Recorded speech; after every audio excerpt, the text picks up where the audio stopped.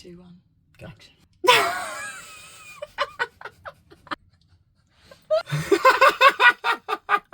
It's like a camera voice. Hi everyone, welcome to Madge on the Move. I'm Jack, this is Katie, this is Luna. Luna, say hi. Hello. Yeah. She actually did. So we're going to be documenting our travels around Europe. We've recently bought a motorhome last year in May. This is Madge. This is Madge. So this is our first time doing a YouTube vlog. We've never done this before, so you're going to have to bear with us. As you can see, the outtakes we after don't this know will be what hilarious. we're doing, basically, which we don't really know what we're doing in terms of the actual travelling around Europe thing, but we're going to do it and see what happens. So yeah, I think we're kind of doing the video vlogging really just as like a video diary for us, so that we can look back on something when it's all finished. Yeah. But obviously we're not thinking about that just yet. The reason why we're doing it is we're both very lucky that we've been offered a sabbatical from work for a year. So this is one of the main reasons why we've sort of been lucky to have the opportunity, really. Yeah, and we already had Madge, so we bought the motorhome in June last year. So we bought it with the intention of obviously travelling around Europe and stuff as well. But at that point we didn't know that we would be granted a sabbatical or not. Although having said that, we were going to go anyway.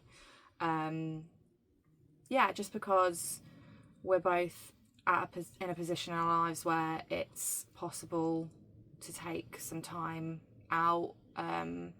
Obviously we don't have children or anything other than our fur baby Luna, but she can come with us. Obviously kids can go with you too.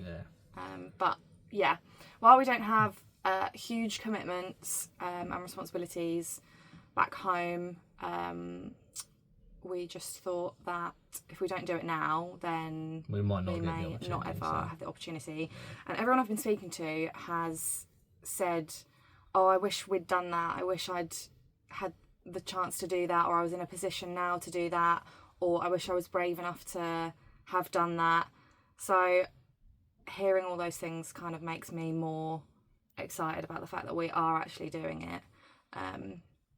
Yeah, and I'd rather regret doing it and not liking it, not that that will happen, but I'd rather that than regret not doing it. So yeah, we'll see what happens. When we got Madge in May last year, obviously we had the intention of going travelling.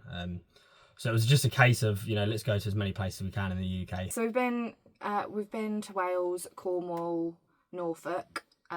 So we've given her a few test runs, got ourselves used to the van before we obviously embark on tackling Europe.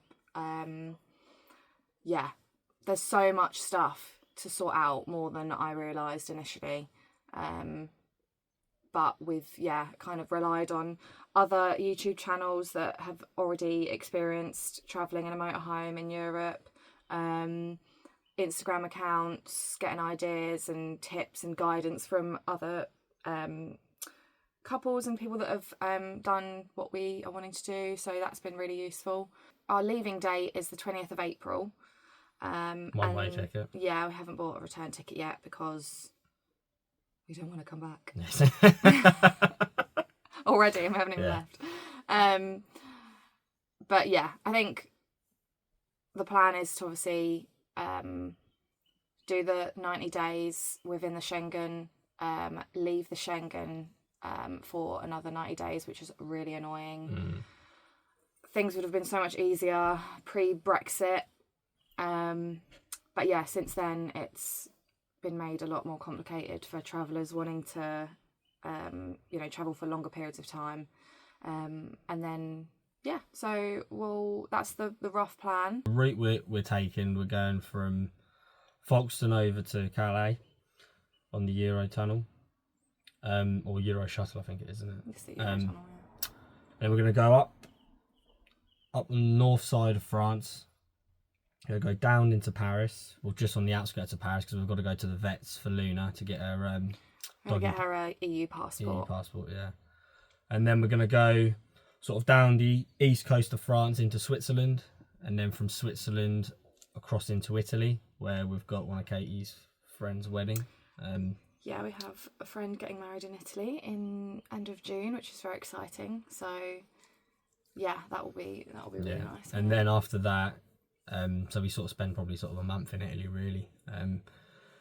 And then that's when the 19 days will be up. So then we're going to make our way through Slovenia, down into Croatia, and then into Bosnia. And we're going to then spend 90 days. And then we're going to spend 90 days in Bosnia. Once we get over to Bosnia, we can then sort of assess the situation where we can go into somewhere like Montenegro.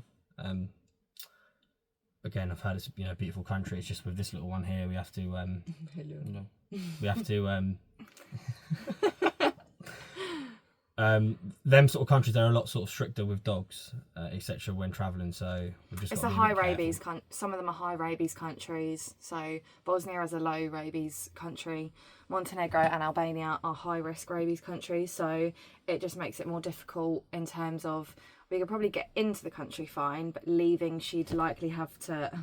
Lena's bored.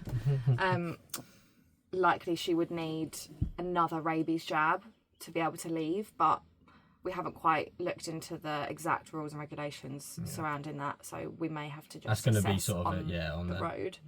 And then obviously after the 90 days in Bosnia, we're then going to come back out, going to do Croatia, Slovenia. Basically drive back through Italy and then south of France, coastal Spain, Portugal, and then back up the west coast of France and then home for Christmas, probably. Yep. Lena, do you want to look at the camera? Yeah, look at the. You got it coming there. Oh, yes. So Luna is I don't think we said this. No. She is a border collie crossed with a cocker spaniel. So So both very high energy level breeds. She is the sweetest thing.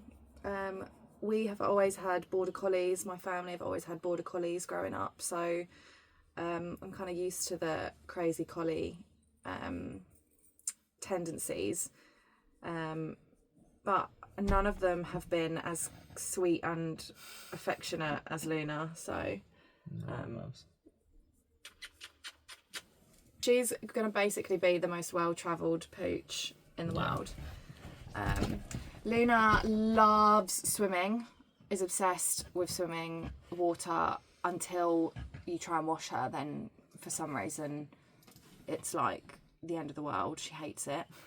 But yeah, she loves hiking, as do we. So there's going to be lots of very fitness family here. So lots of there's going to be lots of hiking travels, opportunities and swims, I'm sure.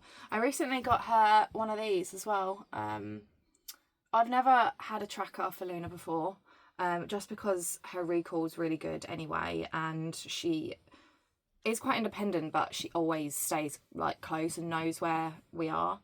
So I've never really been concerned about her running off. She does chase rabbits and deer and things like that, but that's happened on a very minimal amount of occasions. But because obviously we're going abroad and everywhere's going to be unknown to us and to her, I thought it would be a good idea. And also you can track their like steps and the routes and stuff, so it's kind of like another way of like seeing where we've walked or where we've hiked, rather than using like an app like Strava or something. The Porfit app is really good, so I'm really pleased with that. Normally she's like a bit funny about like new things like being put on her, but she's been alright, hasn't she? But she was absolutely fine with it. So other than when you can do like a safe word call on it. So if someone was to find Luna, they'd press the button. It says, "Hi, my name's Luna." I don't know if it works. I'll have to try and. Hi, welcome to Porfit. See, she hates that. She's like, "Get me away!" But it says, "Hi, my name's Luna." I think. I'm Luna. She hates it. I don't know why. It's fine. It's just somebody speaking.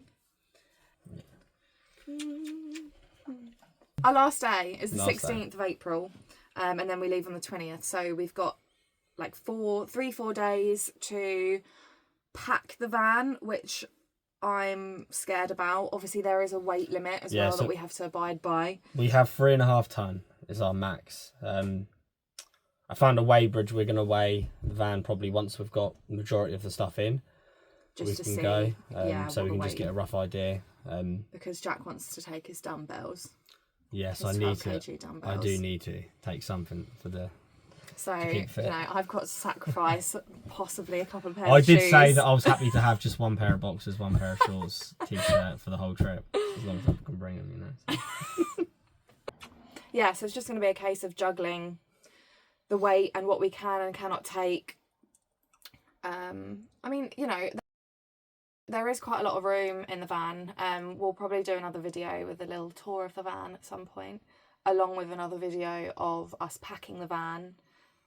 So yeah, and then there on after, we'll just be documenting, you know, places we've been, any challenges we've faced, whether that be like in terms of the actual travel or the fact that we are living in a motorhome together for 9 months and we've never actually lived together.